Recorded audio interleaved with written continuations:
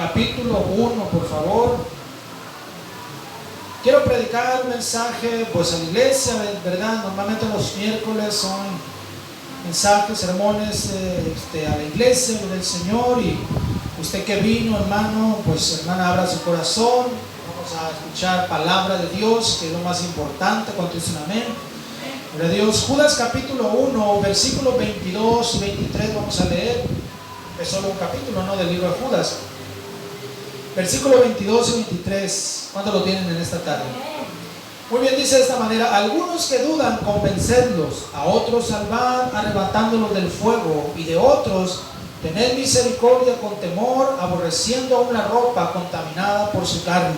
Una vez más: algunos que dudan, convencerlos; a otros salvad, arrebatándolos del fuego; y de otros tened misericordia con temor, aborreciendo aún la ropa contaminada por su carne. Vamos a orar por este sermón en esta tarde. Padre celestial, en esta tarde, Señor, yo oro a ti, Dios, que tú unjas tu palabra, Señor.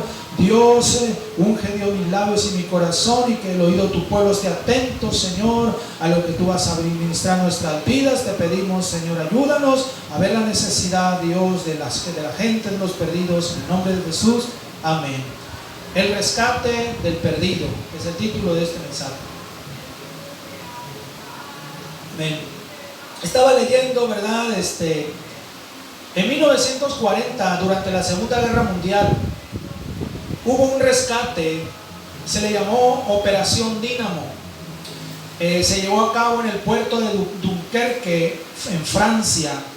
Dice, en junio de 1940 se llevó a cabo la retirada y el rescate más famoso de la Segunda Guerra Mundial en el puerto de Dunkerque, Francia, donde unos 330,000 soldados aliados, rodeados por el demoledor avance nazi, lograron alcanzar la costa inglesa en una retirada.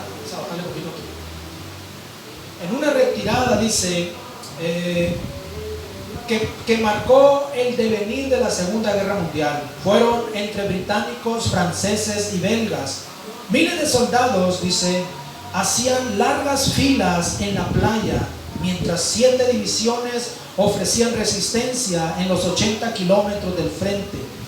La Armada Británica había preparado una flota con 40 destructores y 130 barcos mercantes y de pasajeros, botes comunes que participaron en el rescate. Y todo esto fue durante 7 u 8 días en medio de bombardeos alemanes y artillería aérea alemana.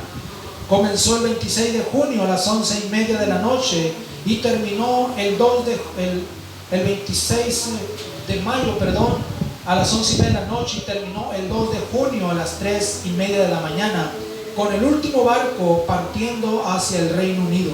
Al final lograron rescatar más de 300,000 soldados, entre ellos 200,000 de origen británico. A esto se le llamó Operación Dínamo, o el rescate de Dunkerque. De hecho, hay una película, ¿verdad?, que sacaron de este acontecimiento, hermanos, que fue ordenado por el primer ministro de Inglaterra, Winston Churchill. Y hermanos, nos habla, porque lo que sucedió aquí es que en este rescate, ¿verdad?, de todos estos soldados que estaban en esa playa, más de 300,000, participaron barcos familiares, yates de personas, ¿verdad?, de ingleses, que ellos dispusieron sus yates, dispusieron sus botes, sus barcos, para sacar a todos esos soldados que estaban ahí prácticamente encerrados. También los alemanes, los nazis, los estaban bombardeando. Ellos ya prácticamente, hermanos, no tenían armas, ¿verdad? Estaban encerrados en esa playa. Y en la película se ve donde hacen unas filas larguísimas. Pero esto, hermano, fue una acción o una labor titánica de parte, ¿verdad?, del primer ministro de Inglaterra, ¿verdad? Y logró rescatar a todos esos soldados. Entonces esto nos habla, ¿verdad?, de un rescate masivo. Por eso quiero predicar este sermón, el cual he titulado El rescate del perdido, en esta tarde.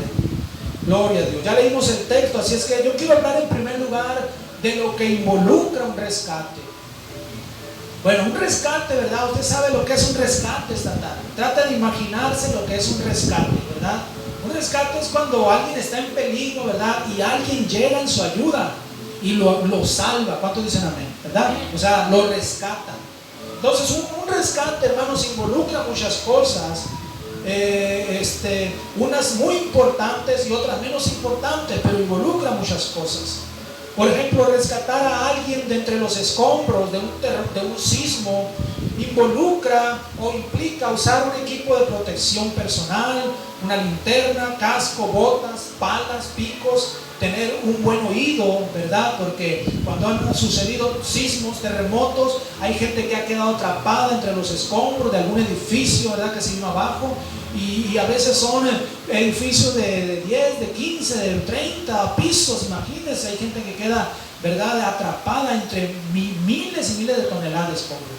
Y rescatar a esas personas requiere de varias cosas que involucran ese rescate. Ahora, rescatar a alguien de una inundación, pues también de una inundación involucra tener una lancha, ¿verdad? O un bote, chaleco salvavidas, una cuerda, saber nadar, ¿verdad? Para rescatar a alguien de una inundación o que un río se desbordó y llegan, ¿verdad?, los rescatistas.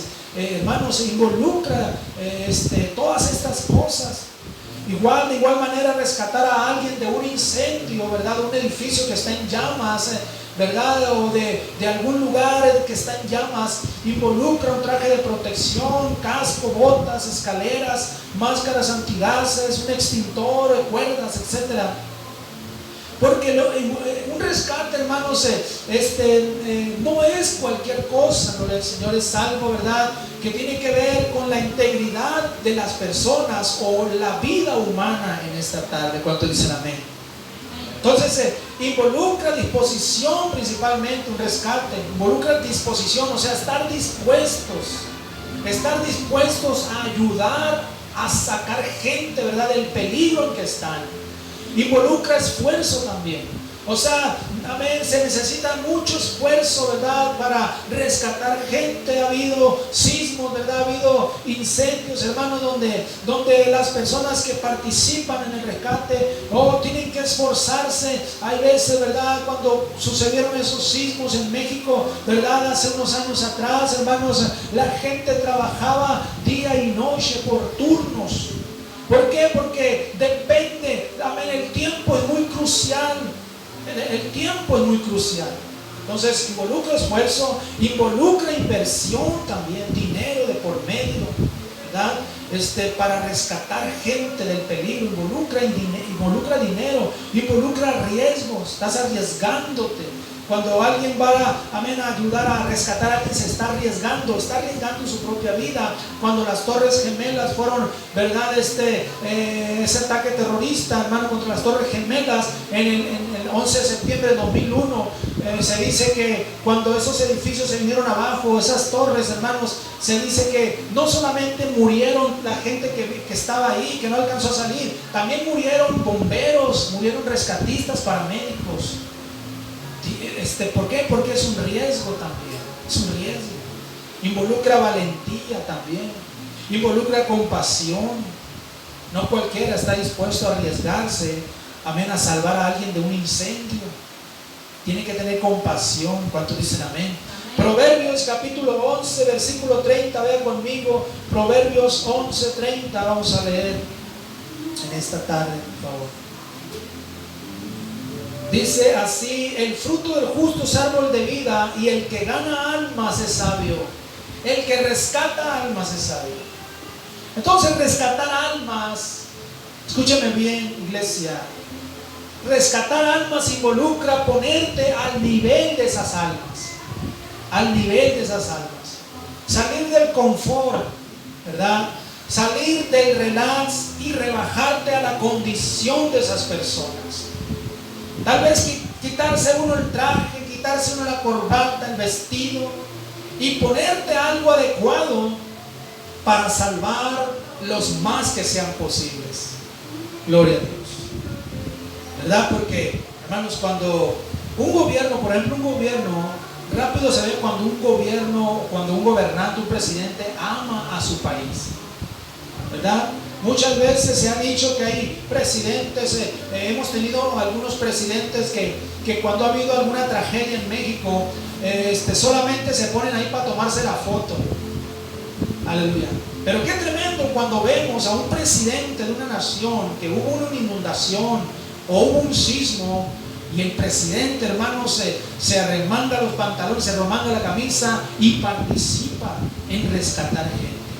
Ha habido presidentes así, pero son pocos, porque muchos no quieren dejar el confort, no quieren ponerse al nivel de las personas que necesitan ayuda.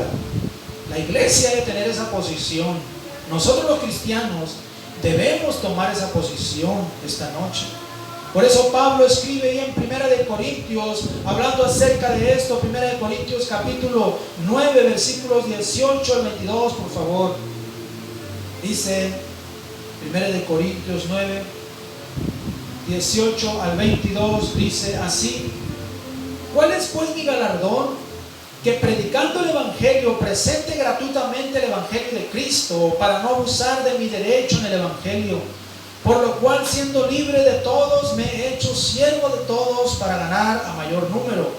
Me he hecho a los judíos como judío para ganar a los judíos, a los que están sujetos a la ley, aunque yo no esté sujeto a la ley como sujeto a la ley, para ganar a los que están sujetos a la ley. A los que están sin ley, como si yo estuviera sin ley, no estando yo sin ley de Dios, sino bajo la ley de Cristo, para ganar a los que están sin ley. Me he hecho débil a los débiles para ganar a los débiles. A todos me he hecho de todo, para que de todos modos salve a algunos. Escuchen bien, aquí el apóstol Pablo, hermanos, se está poniendo al nivel de la gente. ¿Cuántos dicen amén? Se está rebajando al nivel de la gente para salvarlos, dice. Me voy a hacer judío para los judíos, me voy a hacer débil a los débiles para salvarlos, para rescatarlos. Voy a dejar el relajo, voy a quitarme, amén, mi título, mi posición, y voy a rebajarme al nivel de ellos para salvarlos, porque de eso se trata esta noche, gloria al Señor. La versión Dios habla hoy del versículo 22 dice así: cuando he estado con los que son débiles en la fe, me he vuelto débil como uno de ellos para ganarlos también. Es decir, me he hecho igual a todos para que de alguna manera poder salvar a algunos. Entonces, el cristiano debe tener esa intuición, ¿verdad? Esa intuición o sabiduría de ponerse a nivel de la gente para salvarlos. Gloria a Dios. O sea, Dios nos ha llamado, hermanos, aleluya, a bajarnos a esa posición para salvar lo más que se pueda de almas, de las almas perdidas. Carlos Spurgeon dijo estas palabras: no fuiste salvo para que vayas al cielo tú solo, fuiste salvado para que lleves a otras personas allí contigo. ¿Te das cuenta, verdad, que Dios nos ha salvado no solamente para que nosotros solos nos vayamos, sino que para que rescatemos a otras personas también? Ese es el plan de Dios. ¿Cuánto dicen amén? Es el propósito de Dios esta noche, iglesia. Así es que, gloria a Dios, vamos a ir adelante. Y quiero hablar en segundo lugar, doxología de un rescate. Doxología de un rescate. Nuestro texto, Judas, capítulo 1. Vamos a leer una vez más, versículos 22 y 23.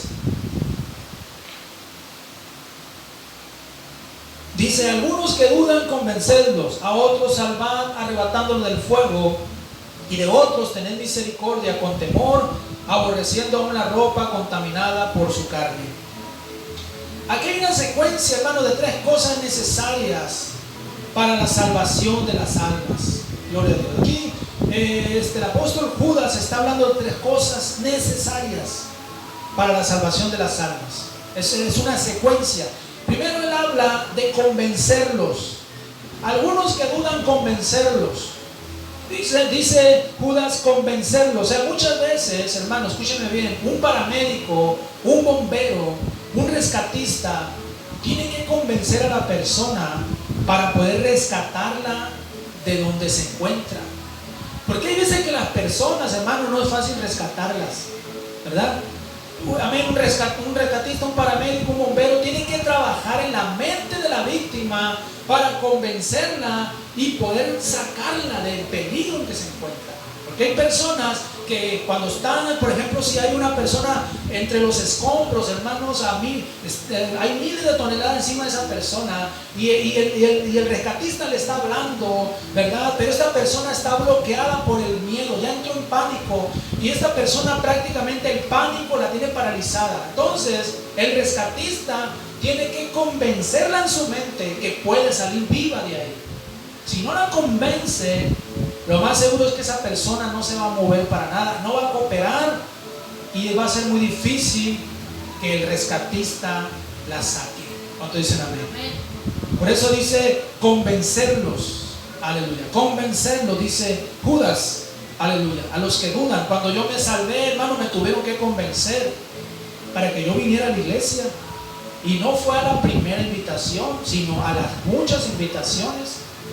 Y yo creo que cada cristiano, cada creyente que estamos sirviendo a Dios, a la primera no entendimos. Tuvieron que hablarnos muchas veces hasta que alguien nos convenció y nos dijo y dijimos, ok, voy a ir a tu iglesia, ok, voy a ir a la iglesia. Pero tuvieron que hablarnos muchas veces hasta que nos convencieron en esta noche.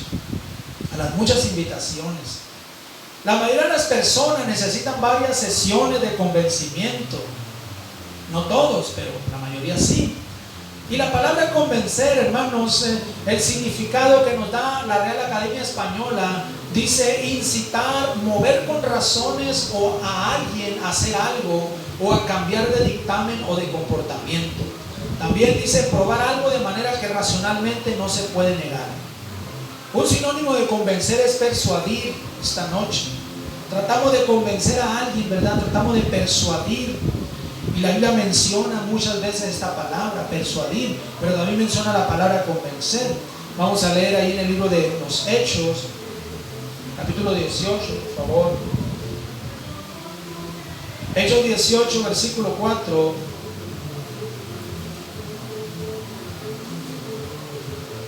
Dice, y discutía en la sinagoga todos los días de reposo y persuadía a judíos y a griegos. Aquí está el apóstol Pablo, hermanos.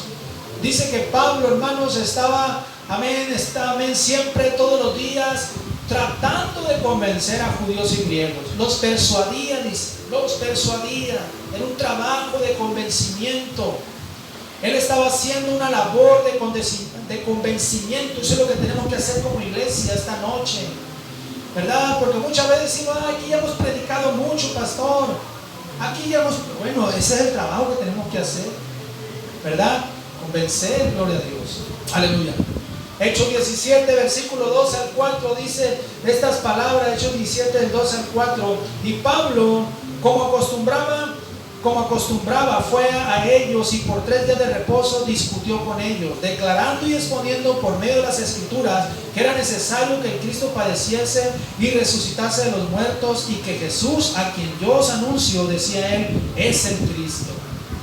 Aquí está el apóstol Pablo, dice, versículo 4, algunos de ellos creyeron y se juntaron con Pablo y con Silas, y le logró piadoso gran número y mujeres nobles no pocas. Pablo, hermanos, dice que estaba ahí, ¿verdad? Por 3 días de reposo estuvo discutiendo con ellos, tratando de convencerlos. Algunos que dudan, convencerlos, dice Judas en nuestro texto. Convencerlos, hay que convencerlos esta noche. ¿Cuántos dicen amén? Hechos 19, versículo 8 también dice, y entrando Pablo en la sinagoga, habló con denuedo por espacio de 3 meses, discutiendo y persuadiendo acerca del reino de Dios. 3 meses estuvo Pablo, dice, persuadiendo, amén, tratando de convencer a los que escuchaban. 3 meses, aleluya. De eso se trata. También en Hechos capítulo 28, Hechos 28, versículos 23 y 24, también dice estas palabras, y habiéndole señalado un día, vinieron a él muchos a la posada, a los cuales les declaraba y les testificaba el reino de Dios desde la mañana hasta la tarde, persuadiéndoles, convenciéndoles acerca de Jesús, tanto por la ley de Moisés como por los profetas, y algunos asentían a lo que se decía, pero otros no creían. O sea, no todos van a creer, no todos, hermanos, van a ser convencidos, pero otros sí. Otros van a ser convencidos. Hay gente que va a ser convencida y va a venir a escuchar la palabra, va a venir a la iglesia. Pablo no dejaba de hacerlo. Así es que algunos que dudan, convencedlos. Otra expresión que usa aquí Judas dice salvarlos. A otros salvar arrebatándolos del fuego. Yo le puse entre paréntesis infierno, pues se está refiriendo al infierno. Así que dice Judas, a otros sálvenlos arrebatándolos del infierno. Es como si el Señor nos dijera, a otros sálvenlos y agárrenlos de donde puedan. De donde puedan, agárrenlos, de las greñas, de la cabeza, de una pierna, no sé, del cuello, hermano, pero sáquenlos de la llama del infierno. Hay gente, hermanos, que va al infierno en estos momentos. Hay gente, amén, aleluya, aquí en la colonia, hay gente que va a amanecer en el infierno. ¿Por qué? Porque van a morir. La muerte llega, la muerte todos los días se está llevando por montones. Por eso dice, a otros sálvenlos arrebatándolos del infierno. Fíjense la expresión esta. Es una expresión de urgencia, de que nosotros tenemos que, hermanos, hacerlo con las almas perdidas, con los perdidos. Arrebátenlos del fuego. Aleluya. Antes que se mueran, antes que sea tarde. Porque muchos los quieren sacar del infierno ya cuando están muertos, ¿verdad? Haciéndoles novenarios y misas cada año, Aves Marías. Y eso, por eso lo hacen, pues. Por eso es la tradición. Por eso, hermano, hacen esas misas cada año a los muertos. Porque en la tradición del Vaticano, ¿verdad, hermano? De la Iglesia Católica dice que los muertos están en un lugar llamado purgatorio y que ahí ellos están purgando sus pecados. Entonces, a través de las Aves Marías, de los novenarios, de las misas, dice que ellos los sacan del purgatorio y se van al cielo, se salvan. Pero no, cuando alguien muere, hermanos, ya no hay remedio. Y se fue al infierno, se fue al infierno. Si se salvó, se salvó. Y si se perdió por la eternidad, se perdió. Ya ni un rezo, ni un novenario, ni una misa, ni un Ave María lo va a sacar. Eso tiene que ser en vida. ¿Cuántos dicen amén? Aleluya. ¿Cuántos dicen amén? Se me durmieron. Ok, Hechos capítulo 13, versículo 47. Vean conmigo Hechos 13, 47. Dice estas palabras: porque así nos ha mandado el Señor diciendo, te he puesto para luz de los gentiles, a fin de que seas para salvación hasta lo último de la tierra. Te he puesto para salvación, para que salves a muchos esta noche. Aleluya. Para salvación hasta lo último de la tierra. Así es que salvarlos, dice Judas, gloria al Señor. También el libro Marcos capítulo 16, en la gran comisión nos declara estas palabras. Marcos 16, versículos 15 y 16, por favor. Dice estas palabras: y les dijo, id por todo el mundo y predicad el evangelio a toda criatura. El que creyere y fuere bautizado será salvo, mas el que no creyere será condenado. Se trata de la salvación esta noche. Hemos sido puestos para salvación. La iglesia ha sido puesta para salvación. Gloria a Dios. El evangelio de Cristo es un mensaje que salva almas del infierno. Y escúchame bien, iglesia, el diablo va a tirar con todo. Porque cuando un alma se salva, es arrebatada de las fauces del infierno. Cuando alguien se salva, ¿verdad? Y hay un ataque muy fuerte de parte del diablo sobre esa persona. Y no solamente sobre esa persona, sino sobre aquellos que participaron en la salvación de esa persona. Hay ataques contra las iglesias que predican. Hay ataques contra las iglesias, ¿verdad? Que están predicando cada semana, que están predicando el evangelio. Hay ataques, hermanos. ¿Por qué? Porque el diablo sabe que el evangelio salva las almas. El evangelio de Cristo es un mensaje que salva almas del infierno esta noche. ¿Cuántos están entendiendo esta noche? Lo tercero dice tener misericordia. Es lo que dice el texto. Y de otros tener misericordia con temor. La misericordia tiene que ver con la compasión esta noche, iglesia. Si no hay compasión en el corazón, no hay misericordia y no hay carga por los perdidos. Y se pierde el interés por salvarlos esta noche, ¿verdad? Tiene que haber misericordia. La parábola del buen samaritano nos da esa dirección, ¿verdad? En Lucas 10. No lo vamos a leer, pero ahí está la parábola, el buen samaritano. Jesús contó esta parábola y al final, hermanos, este hombre que quedó herido ahí, al final dice, un samaritano llegó y dice que cuando lo miró fue movido a misericordia y se acercó a este hombre herido, les curó sus heridas, le vendó sus heridas, lo subió a su caballo y lo llevó a un hospital. Eso hace la misericordia esta noche. Si no hay misericordia en una iglesia, esa iglesia no va a salvar a nadie. Si no hay misericordia en un cristiano, ese cristiano no le va a mover de participar, hermanos, en el evangelismo, de ir a apoyar el evangelismo, porque no tiene misericordia, pues, ¿verdad? ¿Por qué? Porque no hay misericordia, no hay carga por las almas. Aleluya. Y Dios nos ha llamado, ¿verdad?, a tener carga por los perdidos. Gloria al Señor.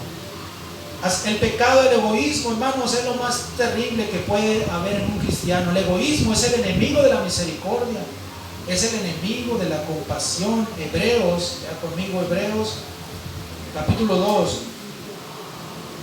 versículos 17 y 18. Hebreos 2,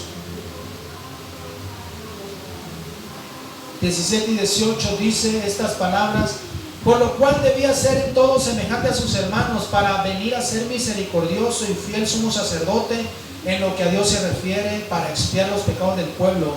Pues en cuanto él mismo padeció siendo tentado, es poderoso para socorrer a los que son tentados. Está hablando de Cristo, ¿verdad? Cristo fue misericordioso. De igual manera nosotros, hermanos, necesitamos también practicar la misericordia. Así que quiero terminar hablando en tercer lugar, el rescate del perdido. Este es el plan esta noche. Este fue el plan de Dios hace 2000 años atrás, cuando envió a su Hijo, Cristo Jesús, por la humanidad del mundo. San Juan 3:16, porque de tal manera amó Dios a este mundo, que ha dado su Hijo unigénito, para que todo aquel que en él crea no se pierda, mas tenga vida eterna. Entonces, es el plan de Dios. Ese fue el plan de Dios hace 2000 años. Enviar a su Hijo como rescate de los pecadores, de los perdidos. Usted y yo somos parte de ese rescate. ¿Cuántos dicen amén? Usted y yo somos parte de ese rescate, iglesia. Pero todavía hay muchas almas que necesitan ser rescatadas. Todavía hay mucha gente en esta ciudad que necesita, amén, escuchar el evangelio, que necesita ser salvada, gloria a Dios. Hay gente que ha estado viniendo a la iglesia. Qué tremendo. El domingo tuvimos, ¿verdad?, una pareja, un matrimonio con sus hijos. Aleluya. Pero, hermanos, tenemos nosotros que seguir predicando. Tenemos que seguir, ¿verdad?, aleluya, convenciendo a la gente. Tenemos que seguir arrebatándolos del fuego y tener misericordia por ellos. Dios tuvo carga por la humanidad perdida y decidió poner manos a la obra esta noche. En el libro de San Lucas, capítulo 19, versículo 10, encontramos estas palabras. San Lucas 19, 10. Ya casi para terminar. Dice San Lucas 19, 10: porque el Hijo del Hombre vino a buscar y a salvar lo que se había perdido. ¿Se da cuenta de que Cristo Jesús vino a buscar y a salvar lo que se había perdido? Gloria a Dios. Hebreos capítulo 7, versículo 25, por favor. Hebreos 7, 25 también dice estas palabras: por lo cual puede también salvar perpetuamente a los que por él se acercan a Dios, viviendo siempre para interceder por ellos. Dice, él puede salvar a los que se acercan a Dios. Él vino a salvar, iglesia. Y vamos a leer también San Juan capítulo 3, versículo 17, la contraparte de San Juan 3:16, ¿verdad? San Juan 3:17, vamos a leerlo, dice de esta manera: porque no envió Dios a su Hijo al mundo para condenar al mundo, sino para que el mundo sea salvo por él. Dios, hermanos, envió a su Hijo para salvar al mundo, no para condenarlo, sino para salvar, para rescatar a los perdidos esta noche. Así que el rescate de las almas perdidas involucró la muerte de Cristo en la cruz del Calvario. Jesús vino a buscar y a salvar lo que se había perdido. Entonces el texto que tomamos, hermanos, habla de eso. A los que dudan, convencerlos; a otros, salvar; arrebatándolo del fuego. Y a otros, tened misericordia con temor, aborreciendo aún la ropa contaminada por su carne. La salvación de los perdidos, el rescate de los perdidos, involucra estas tres cosas, iglesia del Señor. Involucra participación, como la ilustración que les conté de la operación Dínamo, el rescate de esos 300,000 soldados de esas playas. Participaron personas que no tienen nada que ver con la guerra. Ellos pusieron sus embarcaciones, sus barcos, sus lanchas, sus yates, y lograron evacuar, lograron rescatar a más de 300,000 soldados de los bombardeos nazis de los alemanes. El rescate del perdido. Es la voluntad de Dios, ¿verdad? Seguir rescatando almas perdidas, así como lo hizo con nosotros y lo quiere seguir haciendo. ¿Cuántos lo creen en esta noche? Denle un fuerte aplauso a Cristo y vamos a alabar a Dios con todo nuestro corazón. Padre, te damos gracias, oh Dios. Gracias, Cristo. Recibe la gloria, la honra, la alabanza. Gracias, Señor. Aleluya. Amén. Gloria. Yo quiero que por unos momentos incline su rostro y cierre sus ojos, iglesia, por favor. El rescate del perdido. Hemos hablado acerca de una necesidad muy grande. Amén. Que